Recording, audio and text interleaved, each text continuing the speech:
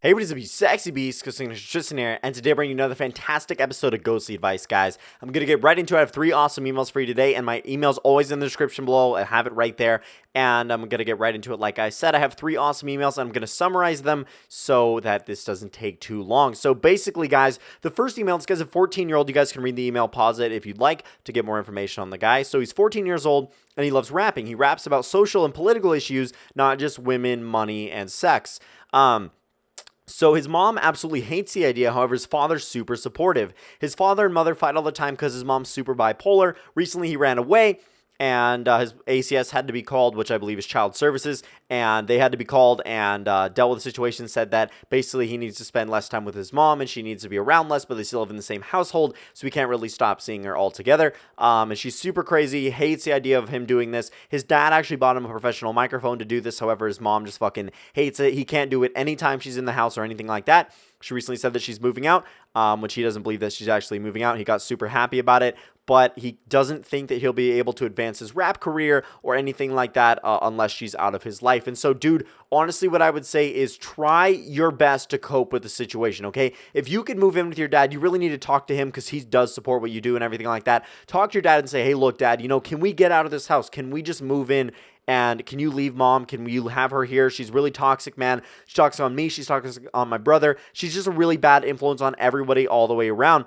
And you aren't happy with her. I'm not happy with her. I really want to advance my career. And honestly, this would be the best thing for me. And so what you can do, dude, always record when she's out of the house. Do everything you can do while she's in the house, but always record when she's out of the house, man. That's really your best bet until she does actually move out, which I really hope she does. Or you and your dad get your own place. Try to move in with just him if you can. See if they can get a divorce, dude. Honestly, what it's going to take is you doing your best to do with what you have, okay? Not everybody has it. Not everybody can have like a situation where they can only live with their dad or whatever, and have a supportive work environment for this kind of thing. So it's really crucial that you do that and try to advance your career as best as possible, but work with the hand you're dealt, man. Honestly, the best thing you could do, stay away from your mom. Don't run this by her. Don't even try to convince her that it's poetry like you tried earlier, because obviously she's not going to get the idea, so just stop trying. Honestly, man, just try to focus on what you do. Stay out of her way. Definitely do it when she's gone and stuff like that. That would really be your best bet. And talk to your dad about it for sure. So hopefully you guys can figure some out. Hopefully you can work something out and try to get out of that situation. So email number 2, basically this guy used to go to the gym and then he had some friends, but they used to chill and smoke weed recently, but then they started bringing cocaine like to the party or whatever. And so 7 out of 8 people tried it and he wasn't the one who tried it. He's like, no, dude, I ain't about that life. I'm not going to try cocaine. Fuck that. And so it's like, okay.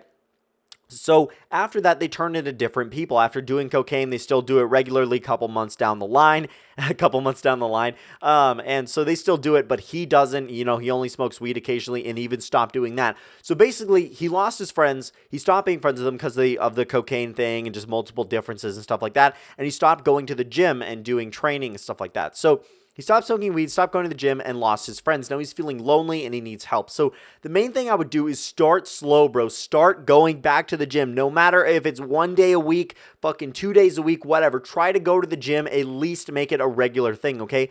Don't focus too much on getting friends. Don't focus too much on anything like that or these people who do cocaine or whatever. Absolutely don't associate yourself with them if that's not something you're going to do. Peer pressure is huge and you don't want to put yourself in that situation because it's a really bad one to be in. I'm glad you stopped smoking weed. That's obviously a good thing, but try to find motivation to do something. Try to find motivation to go back to the gym. Try to find motivation to get out there, go to a new club, try to start a new hobby. Anything like that, man, is going to ramp up your motivation for sure. So the first thing I would do, start going to the gym again once a week at least, then try upping it the next week twice a week, then go 3 times a week until you're going back to your normal schedule, however many times a week it was, 5, 7, whatever, and keep training, get back into it. You just have to stop doing what you're doing and just get right back in. You have to start right now, okay? You can't sit at home, you can't do anything like that. It's really just going to dwell on you. Like my brother said, is you can miss 1 day, but you can't miss 2 days, okay? So that's pretty much how that works, man. Definitely stay off the weed train for sure and find different people to hang out with. Meet some people at the gym, man. Go out to the bar. I don't know. Try to find different clubs, college, anything like that. You can meet people. So definitely don't focus too much on these people, because obviously they're not a good influence on you. Moving on to the last email, guys. I'm 17 and not into sports at all, only video games. My dad, on the other hand, is hugely into sports and I want to bond with him. What do I do? Man, the main thing I would say to you is try to find something with your dad that you can bond with. Okay, so I'm sure he's into more things than just sports. Okay, and if you don't like sports, absolutely fine. Don't force yourself to like something you don't like just to spend time with your dad. Now, obviously, bonding time with your dad is super important and it's going to be very healthy for your development and everything like that. You're already 17, but you know what I mean. And when it comes to certain things like this, man, you really just want to try to bond with him on anything you can. Maybe he's super into archery. Maybe he's super into shooting guns, hunting, anything like that. Not just sports, okay?